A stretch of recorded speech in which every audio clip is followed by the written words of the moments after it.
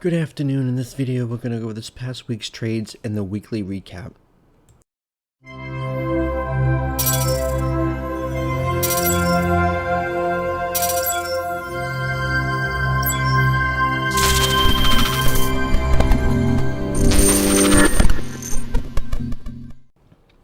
Before I get into the recap, I just want to say I did finish the week with 26 wins, 4 losses for a win rate of 86.67% for the week. Very pleased with that because I did exceed my 80% goal I set myself for every week. So trying to finish the year strong, try to beat last year's numbers. I don't know where I am as far as last year's numbers. Last I looked back a couple months ago, I was like over 80% for the year, but I'll know better once the year's over and compare it to last year. But I should be at par with last year, if not maybe a little better. But so with that said, please be sure to like the video because these take a long time to make because I do them for you guys. You guys can learn why I took what I did, and also please subscribe to the channel. And if you wanted to find the room, you can find the link in the description of the video and in my bio section of social media. So with that said, I'll get into the trades.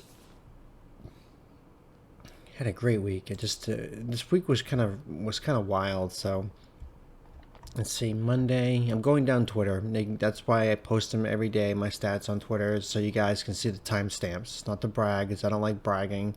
Bragging gets you nowhere. But the timestamps tell you what time I placed the trade. Well, give or take about 30 seconds to a minute because it takes me time to type out the alert. But that's why I type them out so you can see the timestamps. So I'm not saying them over mic and then I have no proof that I made the call. So there's proof right here. So let's see. Monday, the first play I had was SPY puts at 9:47. Is that what it says? 9:47. Now let me go into the trade ideas room. Now if you're new to the room with the channel, I have a trade ideas room. Every morning I post 2 or 3 plays that I like right at open, and if they hit, they hit. They don't, they don't. I move on. Then I try to post like little ideas ahead of time throughout the day so you can have a chance to look at the chart, look at the play, grab the options chain, get ready to go in if it breaks the level. That's your choice. Like I said, and I always say, this is not financial advice. I don't give that. This is my plays. This is my journey. If you decide to take the plays, that is up to you and your discretion. So let's see. On Monday, I said snap calls over 51.50, SPY calls over 472, and Apple puts over 181. Now I did say SPY calls. Let's bring Monday up first. Is this Monday? No. Right here. Okay, what I was looking at, where's Monday on the hourly? Is this Monday right here? No. Monday right here. I was looking at, I came up on Sunday night. Futures, it popped a little bit and stayed elevated. Then once Monday got here, I thought, okay, we're gonna, because you can see this high right over here over 474, that we were gonna get pushed to new all-time highs. Usually going into FOMC week, usually we just gap and grind all the way until FOMC. So I was expecting, a gap up, which we did get. Then we just go chop at all-time high, and they like to push it right going into FOMC almost all the time, not 100% of the time, like 80-90% of the time going into FOMC, we are at all-time highs or very near it. So this is why I had the thesis that, okay, we're at 474, we're near all-time highs, we gapped up quite a bit, and we're probably going to gap and grind. So that was my thesis. That's why I said over, when I say 472, which is right, as you can see, it started coming down. This is 472 right here. Monday morning right here at 6 a.m. Then it started to go down just a little bit. Usually when they do that, they usually like to trap you and then rip it. So that's why I was like, okay, over 472. We could have gone right up here, 472.50, but I took it right here because right at the time I was posting it, which was right around here. Right around here. This is 920. It was right here, the 970, 150-ish range. So I was looking at 472 for a pop, and it didn't. So it started to drop. Then I noticed, okay, it's back below this area, so that's when I decided to switch, going from calls to puts right here. And I was kind of hesitant about it a little bit, because what's been happening is that SPY has been doing a fake out. A lot of stocks have, actually.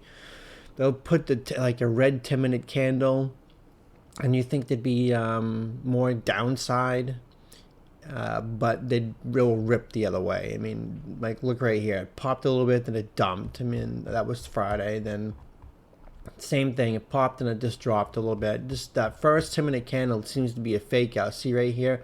It dropped. This is what I was expecting, but I was expecting it to continue more. But that's the way it's been happening the most every day.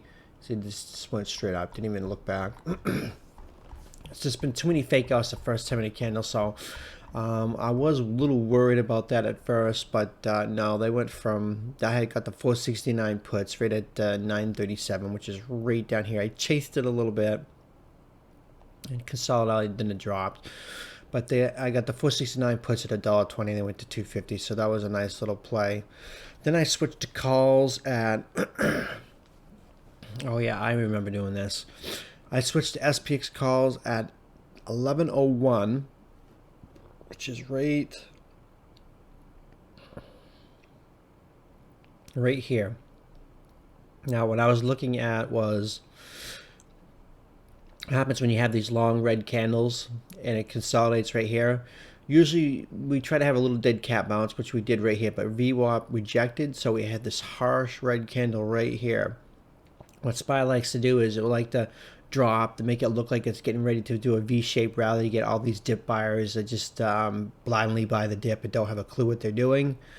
They go in here to make it look like it's going to V-rally, then they have another sharp drop right afterwards. I always wait for the second one. You get the first drop, it consolidates, then it's kind of like a fake out and they drop more. So this is where I got it with that, because this has been happening a lot lately.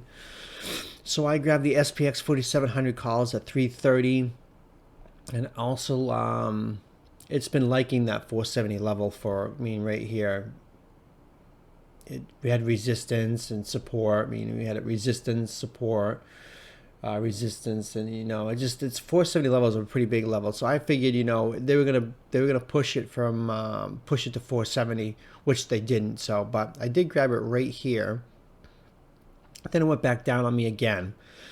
So then I decided to add, which I never ever do. I never add on expiration day, and I did. I did something dumb. I did something against my rules. I did it, I think, twice this week. But I think one of them, the other time I did it was on non-expiration day. I can't quite remember. All the days just blur together. But I'm sure I'll get to it when I get through the recap. But yeah, I grabbed them at $3, and I grabbed them again down here at 1208, which is right here. I grabbed them again. I grabbed the same 4700 calls. So I got them at $1.50, and I made my new average at 195. If I remember correctly, I think let me just double check something before I misexplain something. Let's see.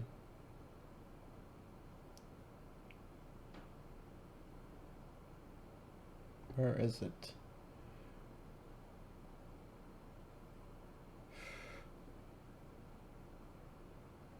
No, I was just seeing if I sold some before, but no. I grabbed the calls. I had like 5 contracts right here. Then when it came back down, I added 15, bringing it up to 20. And my new average was $1.95. That's why the average was so low. Then I ended up selling them at like right around $2. So they went from 195 to 225 on that. I took a huge risk averaging down. I shouldn't have done that at all. Luckily, it did pay off, and it did end up being a win for a small game. But still, I shouldn't have done that. But I did it. So then I ended up grabbing 4690 calls again. Well, then again, the first one was 4700 calls. I grabbed 4690 calls at 153, which is right here. I was a little smarter. I was looking at double bottom right here, but you know, the way it's been doing here and here, it just quick little flush. I waited till it came back up and got over this 467.60 level right here, because if I tried to buy it here, I could have flushed down here. That was the other thing I was keeping an eye on. The RCT trend line acts like a magnet, and I was afraid because we were so close to it, one more little dump, it would have happened. But you know, even if it did dump right here, I would have grabbed it right at the RCT trend line, because this thing, it acts as resistance and support like crazy, and this thing is a huge magnet on the 10 minutes. So when it didn't drop, it came back up. I grabbed them right here. I grabbed the 4690 calls at $2.70, and then went to $4.40. Then I ended up grabbing an end of the day play, which was 46.95 calls at 210 at 315, which is right here. I grabbed it right here, thinking we were gonna have a nice little V end of the day rally right here. We're gonna pop to the 200 EMA or even possibly up to higher day. But it didn't. It just chopped and it slammed. So I got that one wrong. I'm not gonna get all my end of the day plays right. I try to get most of them, but I probably should have waited for a little bit more confirmation. I probably should have waited for it to break out of these levels right here, the 468.60 level. But I didn't. I kind of got in thinking, okay. And that's the thing. Another thing that's been happening a lot lately is that SPY will not. It's used to, at the end of the day, you usually get the move at like 2 o'clock, 2:30, 3 o'clock, 3:30. Lately, the last 2 weeks, it's been right at like 3:50, 3:45, 15 minutes, 10 minutes before close. As you can see right here, last 10 minutes, this nasty red candle. I mean, it's been doing that. Let's see, this was a nice little, that was a little run into the end of the day. Right here, the last 10 minutes. A little bit of a pop on the last 10 minutes, not much, but usually if there's right here the last 10 minutes pop, this is what it's been doing. You just got to adapt to nothing here. You got to adapt to the way the price action is and what's been happening based on the previous days, and the last, like I said, the last couple weeks, it's been the last 10 minutes of the day, 10-15 minutes, you're going to get that massive exaggerated move.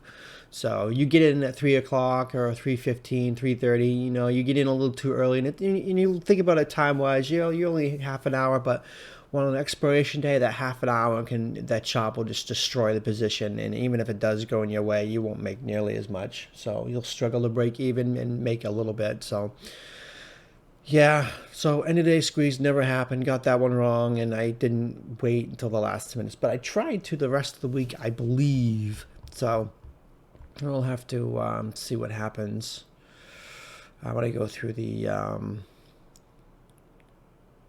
Yeah, see, I did on Tuesday. I waited till like 3:45, so I was happy to see that. Now the next one, on Tuesday, actually Monday, I had like what, three wins, 1 loss, so not that great of a Monday.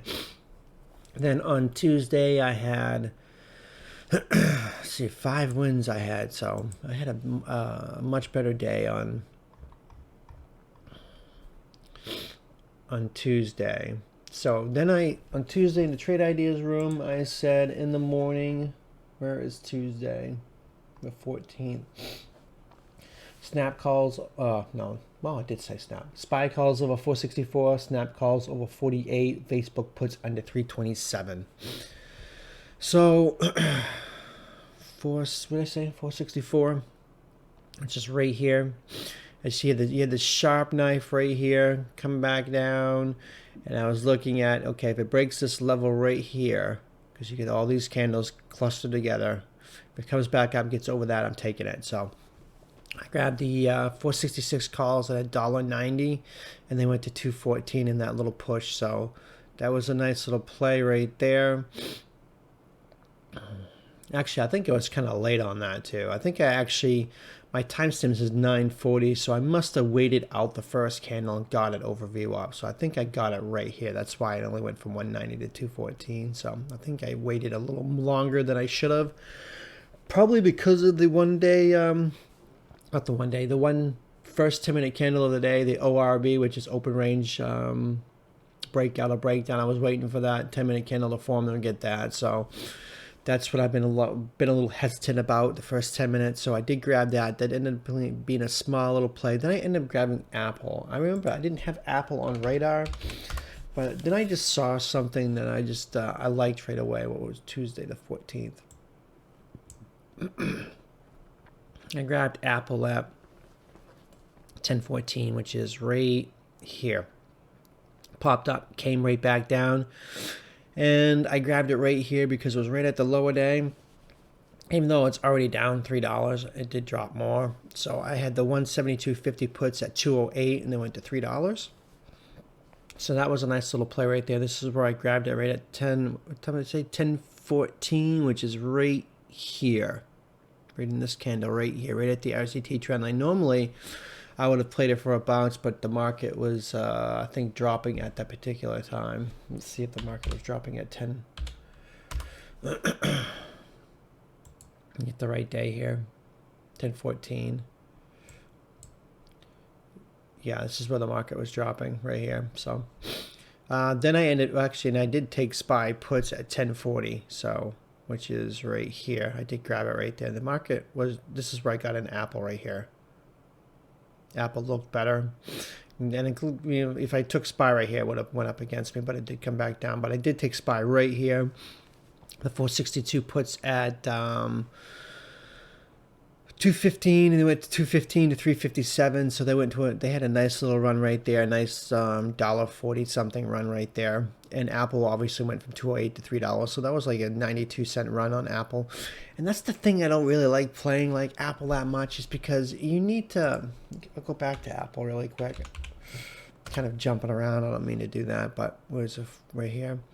And that's really just me, like Apple, I mean, you get it here and it drops. You're dropping like almost $2 and you're only getting like less than $1. And I don't really like that. I think that I've just gotten so spoiled with the SPX that this move right here, if that was an SPX, that would have been a 200-300% move right there on SPX. You just get used to those massive moves, and those that when you trade something else like Snap or Apple, that doesn't really move, the premium doesn't move as nearly as much, that you just like, oh, this isn't really worth it. But you know, sometimes they surprise you. So yeah, back to SPY, because I played SPY again.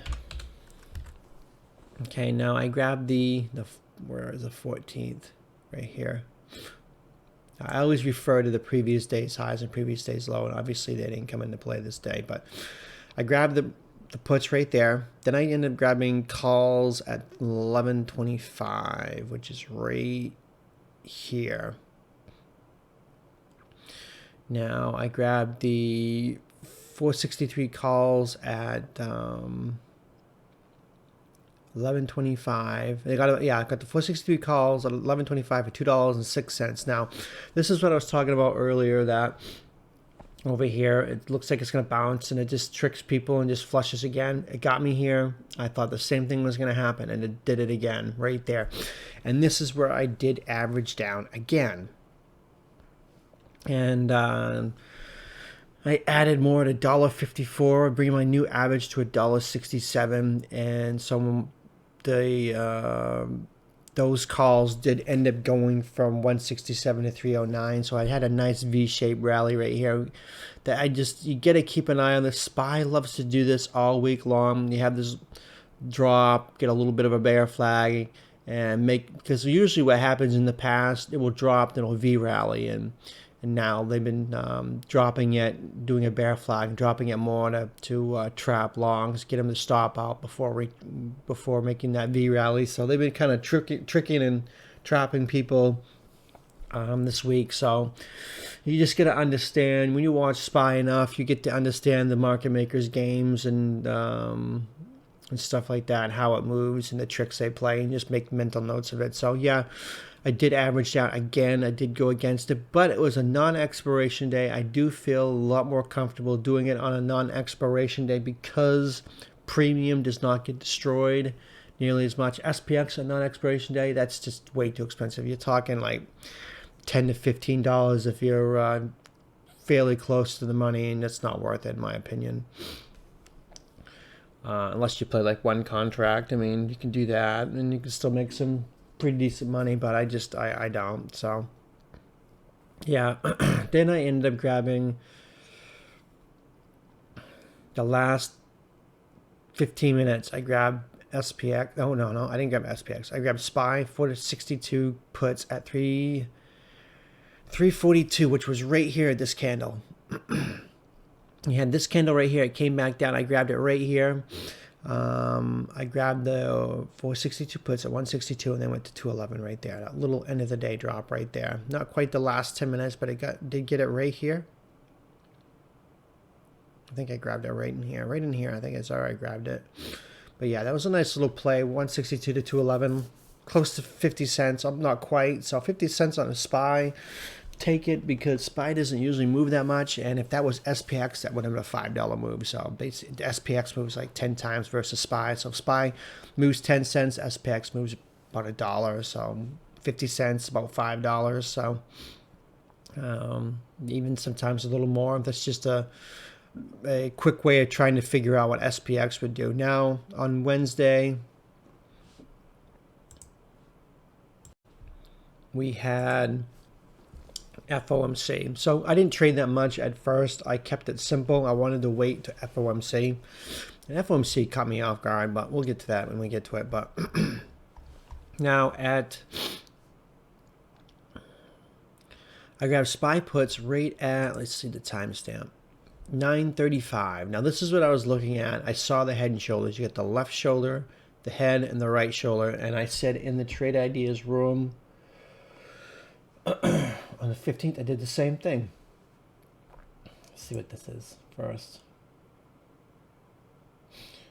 Yeah, I said first one I put, I'm trying to see the timestamp. It won't not show me the time. Show me the time. At 9:21, I posted SPY calls over 464, snap calls over 47.50. Apple puts under 174. And then that's because right at this time it was right here. So I was looking at, okay, it's going to get over the 464 area right here and it's going to pop. But then as we got towards open, I was noticing the head and shoulders, which I wasn't quite noticing at the time.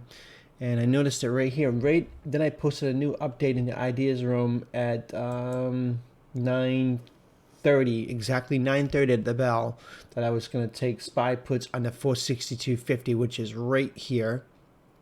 Head and shoulders, left head, right shoulder, neckline right here, 462.50 right there.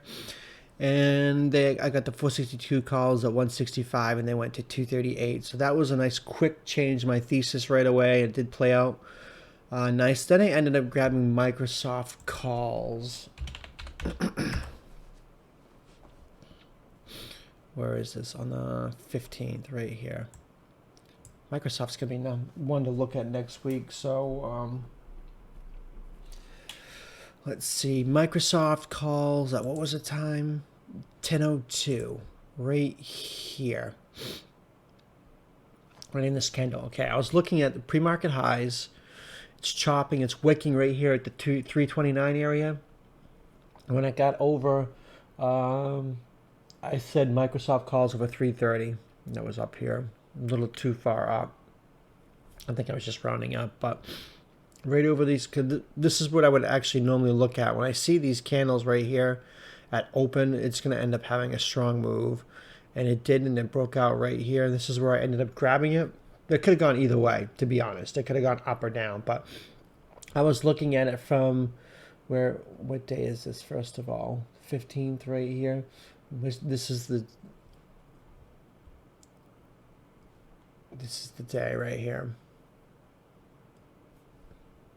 Yeah, because I was looking at Microsoft having these big down days, 2 down days in a row. It was going to have some kind of dead cat bounce, and it did, and that's why I was looking for calls right here, thinking we were going to get this move, this move right here. We're going to get right here, but Now we got it right here. It went from $2.30. Well, actually, we had the 332.50 calls at $2.35, and it went to 271. Then it dumped.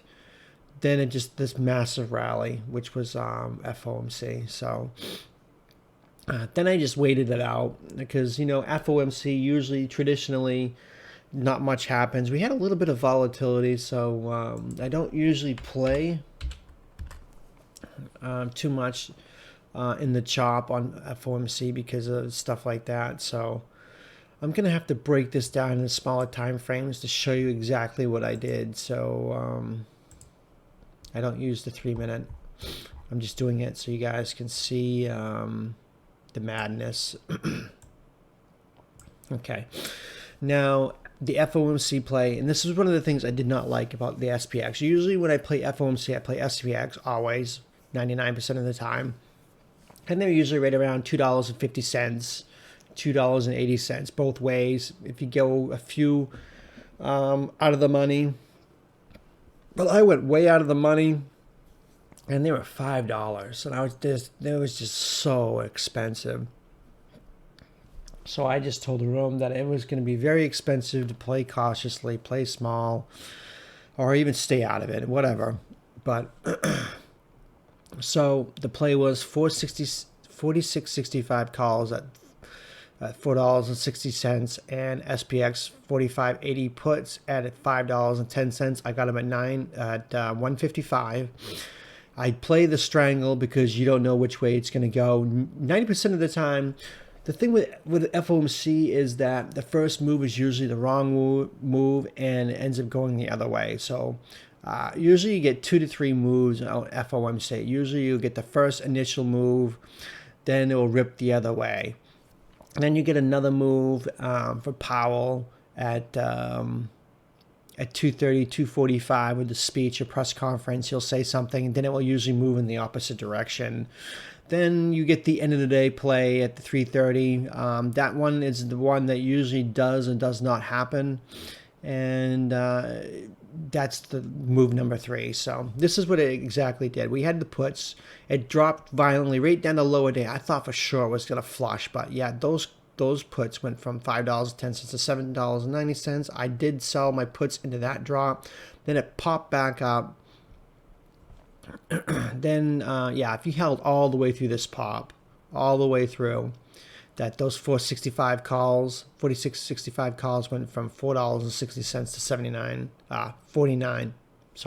39.80 So they went 700% on that move right there. So that was, if you held all the way through, that was a huge gain. Many sold into this pop right here when it got up into here. So, which was right around $10 or something like that, $11, $12 at the time. Still, if you sold your puts there, you were green there, and you sold me, you were very green. The FOMC play was a huge winner. If even if you played it here to here, which was like obviously $7.90 up here was right around $11. So definitely had 100% on those easily. So then I ended up playing the little drops here. So I kept trying to get the drops. I kept thinking, okay, we're not going to get this massive rally because they said that they were going to get another a third rate hike for 2022. And I think they were saying that they were going to taper faster, and all of it was bad news. It was hawkish in my opinion, and yet the market ripped. I think that it could have been a gamma squeeze. I don't know. A lot of people were in puts, and anytime there's too many people on the same side, they will rip it in the other direction just to make them worthless, and that is probably what ended up happening. But I did grab SPY. I went after the FOMC play. SPX was way too expensive. I was not having anything to do with that. So I grabbed SPY puts at 220, which is right here. He had this massive move up. Got it right here. I got the 44.65 puts at $1.39. And they went to $2.83 and that little drop right there. Then I ended up grabbing 465 puts at $2.40, which is right here at double top. I grabbed that. And they went from 152 to 170 in that little drop. Not much. And the thing, like I said, is you had all this hawkish talk, third rate hike, tapering faster. This popped up that this was a fake move, and this was going to end up going back down. I really thought right here this was going to slam back down the lower day, because we have seen that in the past, but it will drop, pop back up, then it will just slam back down. We could have seen 460, 458 easily, if based on my mentality at that point. But FOMC is always a wild ride. It makes harsh moves up and down. So I've seen in the past, like I said, it drop, pop, then drop even a lot further the next time. But it didn't. It kind of rebounded on the 20 EMA, which is this blue line. But throw out all the technicals, it just market just reacts hastily. And I did buy it right here. I did get this little play, went from 152 to 170, and I just had this feeling. I saw you have this ascending wedge happening. It was happening on the 10-minute. I saw it, and I thought, okay, this is a huge bull trap. They're making it look like it's gonna pop, and they're gonna slam this thing. I've seen it so many times on FOMC, and this time it actually did not happen. As I had the 465 puts at let's see, 301, which was right here. I thought for sure they were going to test it again, higher day, just to get people in. RCT trend line is right here. Worst case, it popped to it, then it gets slammed back down. But it didn't. It just kept going. It just kept going and going and going. So I was like, okay, that was my loss for the day. I was like, oh, they got me, they tricked me, and I just can't believe they just popped it. I mean, that much. Because at this point in time, it's at 465.50, and they popped to the 470. And right when it hit 470, I grabbed puts at 325, which was right 325, right here, I think. No, right here, right in here. I grabbed puts right here at 325. I grabbed the SPX this time, not SPY, SPX. 46.85 puts at $3.10. It popped up a little bit, then it slammed. So definitely got the didn't get a huge move because I got it here and a few candles up, then it finally played out. But 310 to 480, $1.70 move right there. So nice little play on that. But like I said, I don't use the 10-minute. I did that for the purpose of you guys being able to see what I see. So you can see right here in the 10-minute, it's making higher lows and it's pushing to that 465.50 level, and that's where it ripped. And this is where I was looking at the 470 right here. Right at the, as soon as I hit 470, that's where I was getting ready to get in for the end of the day dump. And it did dump right there, and it pushed it hard again. I thought for sure it was going to dump back down here to even possibly down here, but it didn't. So very unusual FOMC. Did get a lot of volatility. I kept trying to grab the top. I just didn't see anything bullish based on FOMC, and market doesn't care what's bullish, what's not. It's going to do what it wants to do, and you need to be aware of that. That you can have, the market can pile on bad news and bad news. We've seen it so many times in the past, and just doesn't care. It just ignores everything. Then when something small and trivial comes out that the market shouldn't even shrugged about, just dumps and dives on it. It's very head scratching, because when you have actual, real, viable news the market should dump on, that traditionally usually dumps on, especially when oil drops. Remember when the market used to drop when oil drops? It doesn't do that anymore. It pops when oil pops, but it doesn't drop when it drops. So you can have real valid reasons to drop and big headlines. The market just will shrug it off, but something really dumb and trivial will happen, and the market will react hastily, and it's just weird how that ends up happening, but it happens. So you just can't jump in because the news is bad, because the market could just say, I don't care, whatever. So, and that's what it does a lot. So on Thursday, I ended up grabbing, let's see, Apple.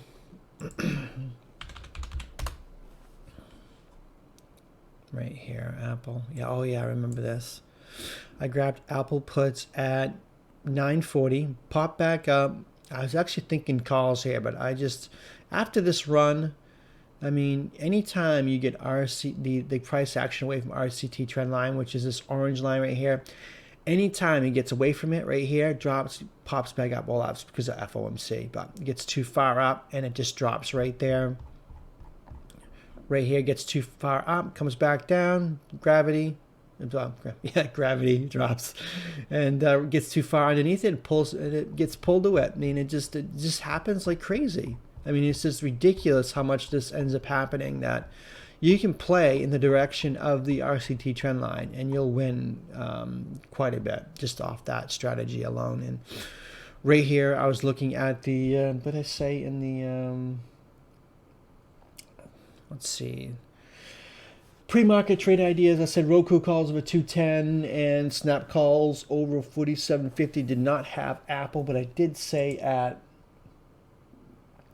9:39, like a minute before I was going to play it, that I was playing Apple puts. And the reason was it popped up. I saw it going up. And I was just looking at Snap and Roku, and it violently came back down. And I looked over and was like, oh, okay, if it gets below this 179 area right here, I'm getting it, because this is where it was consolidating right here pre-market. It's a pivot right here at the 479.30-ish area that it acted as resistance here, support here, then it flushed through, and that ended up being a nice 300% move, because those 177.50 puts I got were at $1.31, $1.34, went to $6.51 if you held all the way through. So that was a nice move on that. Roku I had. Roku did get over the 210 level. Very hesitant about Roku lately, because Roku just has a habit of popping and giving back its gains. You know, popped here and gave back half of it. Dropped, had a dead cat bounce, nothing there, nothing there. Roku just has a habit of like pop here, drop, pop, drop, pop, drop. I mean, just it popped and it drops. I mean, just it has a history. Roku used to be such a strong stock, but it's been having, they had a strong day on Friday, but Thursday, just because of the history of its popping and dropping, I was a little hesitant about it, but I did grab it at 9.56 right here. I chased it up here. So I grabbed it right here. It dropped on me, but it did come back up. And those, I had the 225 calls at $1.45. Went a little closer to the money. And another bad thing about Roku is the spread is nasty. And I'll get to that because I actually missed Friday's calls, but I'll get to that when I get to it. But they had the 225 calls at $1.45, and they went to 325. So it ended up being a 100% move. This drop and pop back up right away. So it did move quite a bit on that pop. If you just held those overnight and didn't even sell them, they would have been worth so much. So, but then on SPY was the next one I had. I didn't make too many mistakes this week. I think that one of the losses I took ended up turning to be a winner, and I think it was the it wasn't SPX. It wasn't the SPX. I think it was the SPY one. Yeah, the SPY 466 puts I had at 3 ended up winning. So I took an unnecessary loss on that. I shouldn't have. I should have just held it like I usually do, but for some reason I just didn't. So the 16th. I'm getting ahead of myself here. Sorry about that. Okay, I got the SPY puts at 11:32, which is right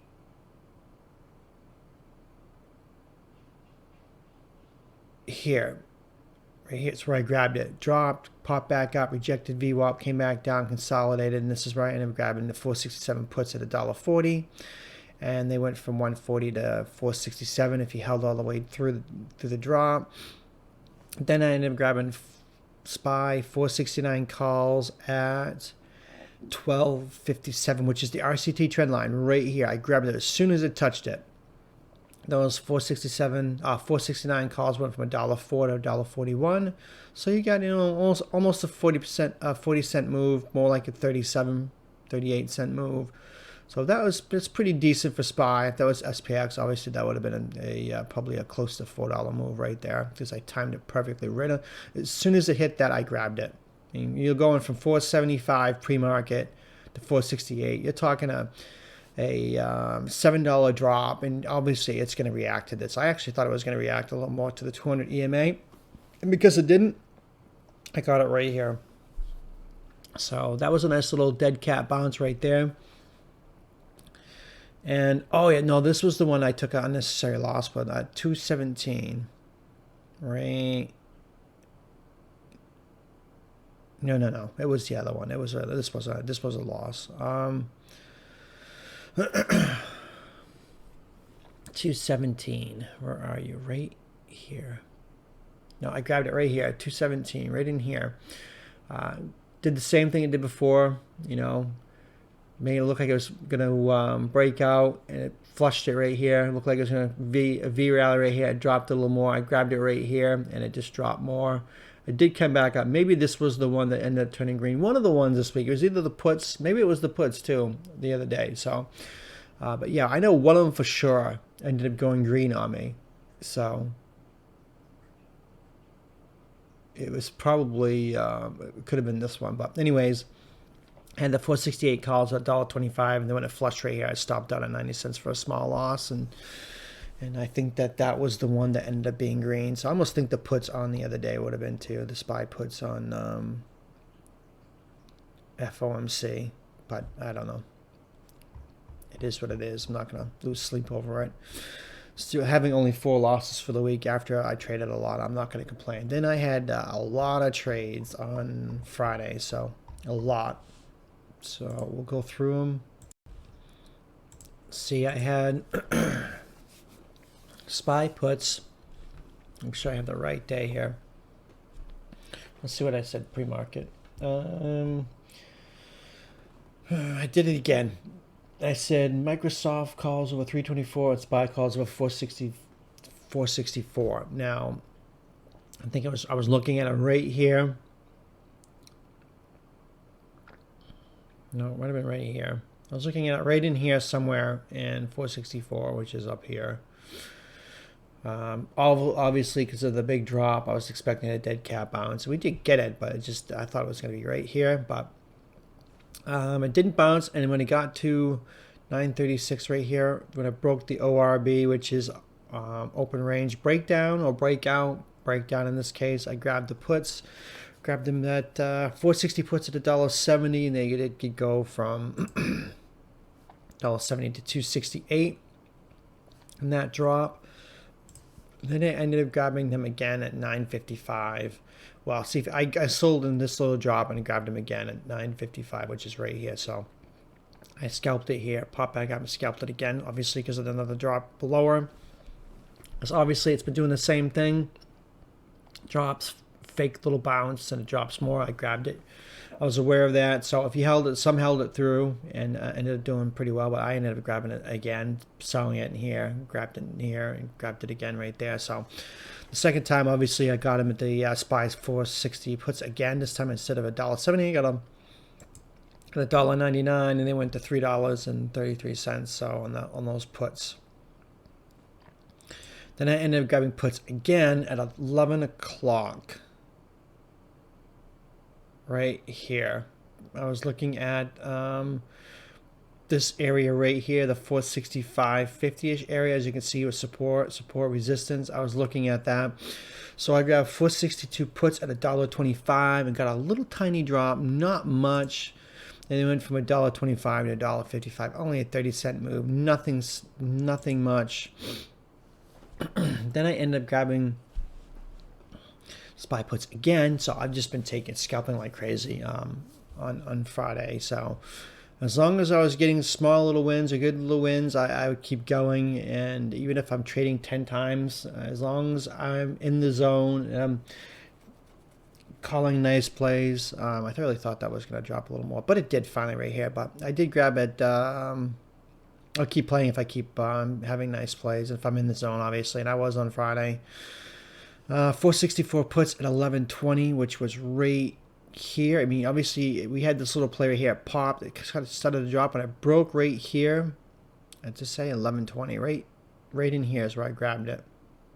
It popped. It had this red candle, then it dropped. I had the 464 puts at $1.64, and they went from $1.64 to $4.54 on that drop. So that was a nice 100% play, 150-cent play. So then I ended up grabbing Roku puts. Now, Roku popped. I said in the room, Roku could be good over... Roku could be good over 220. Now, I was looking at it. Maybe I said 215. I don't remember. Maybe it was 220. Obviously, because of Roku bouncing and dropping, this 220 level rejected here, here, and here. Didn't quite get over there. Then it dropped and popped right here and came back to higher day. And he went to the previous day's close, which is this white line. And I said in the room, and some people in the room grabbed calls when I said in the room just to grab calls. I was looking at calls, and when I was looking at the calls, the spreads were really, really nasty. At the money, the spreads were 50 cents to almost $1 on the calls. And being Friday expiration, I did notice that the 225 calls were the only calls I saw that had a tight range. At the time, if I remember correctly, they were trading at like 64 cents, and the spread was like 64 to 75. I mean, 10 cents spread. I mean, I know that's probably some may consider that a bad spread, but not on Roku. Roku, usually the spreads are 50 cents plus in violent moves, and you just have to put a limit order in and put it in like in the middle. Like for instance, if you were to take those spreads, where they say, let's just hypothetically say they were like $1.25 to $2, you might put a buy in right around 150, 155, 160. Just kind of work your way out slowly to the lower to mid and see if it gets filled. But the spreads were just too much for me, and when the spreads are like that, people in the room end up buying the ask. They just buy blindly and don't buy right, use limit orders, and they end up paying the top, and they're just not working out. But in this case, it did work out, but I don't like that. Friday being expiration, 225, the only calls worth looking at, and I was like, okay, this has already made such a huge run. It just pops and drops. I get in here, it's gonna reject right here, and it's just gonna go against me. So I ignored it. I just was like not interested. So then I kept trying to call the top, and this is what I did wrong. Well, I get a couple of them now. I've got a couple of them, so I can't complain too much. The first one I had 227.50 puts at 11.34, which I believe is right here.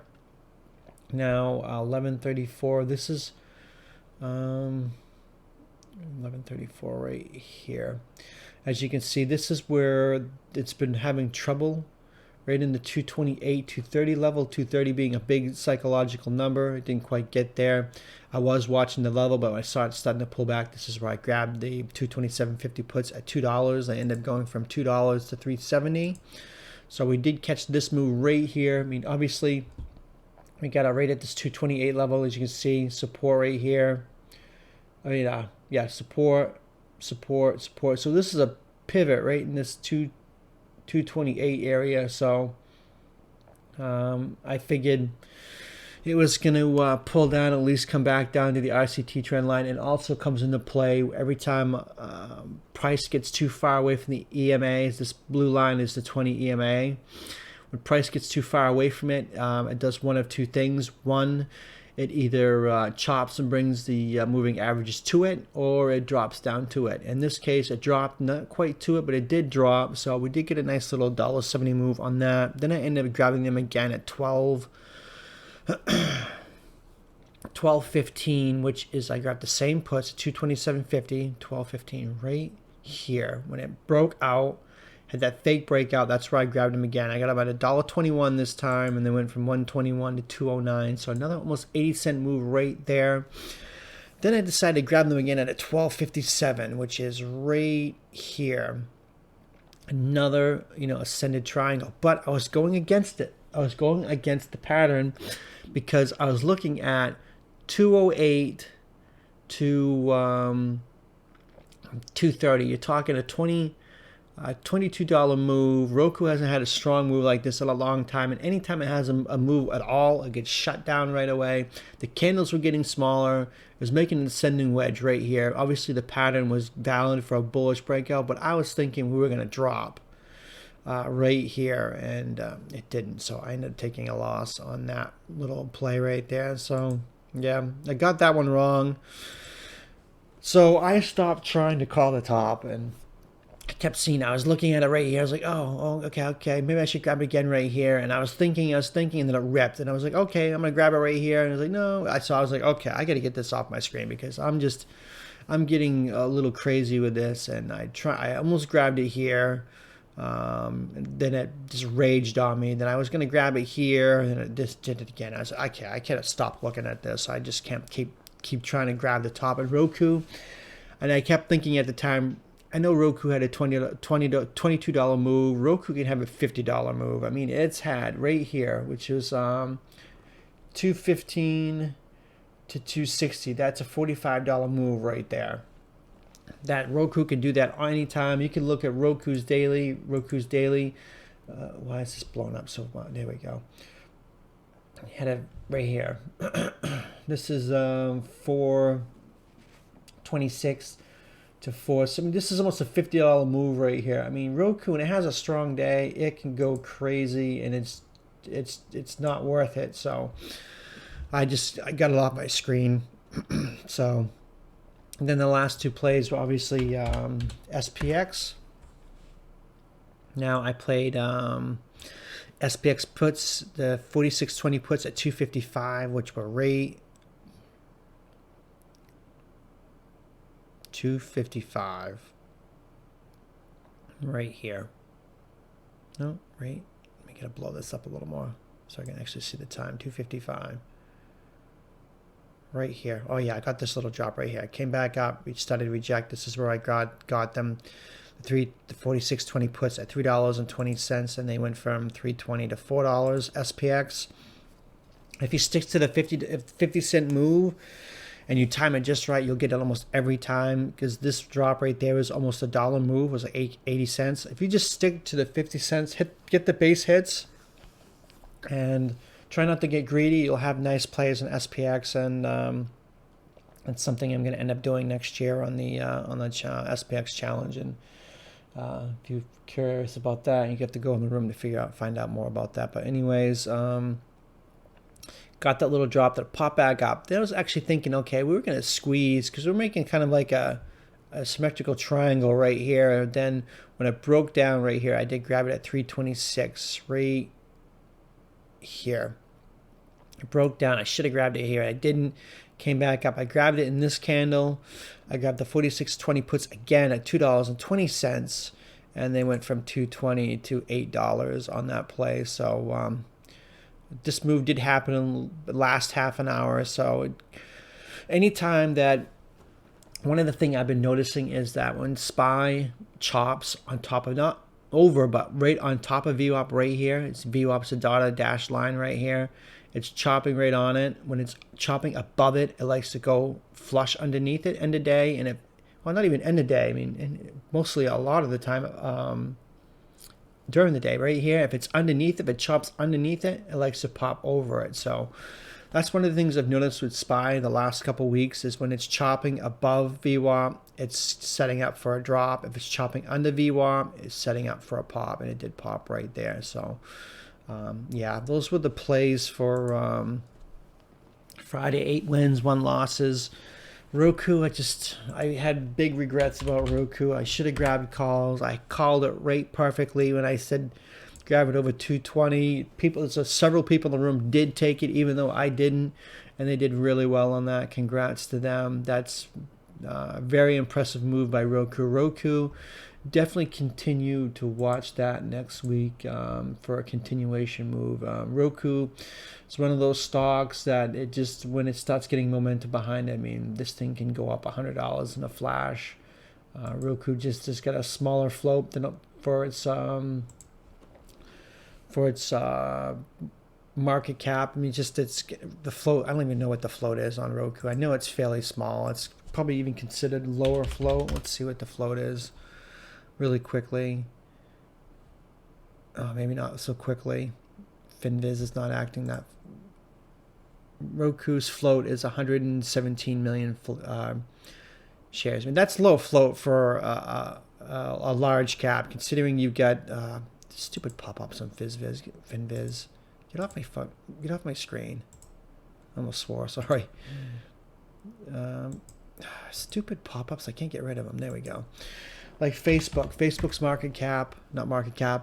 share float is 2.35 billion. You know, we'll even look at like won't even look at Apple, because Apple just keeps doing it. 7.5 billion, because they're all in the billions. I mean, Tesla's 810 million. I mean, Roku's 117 million float. I mean, it's really, really tiny for a large cap.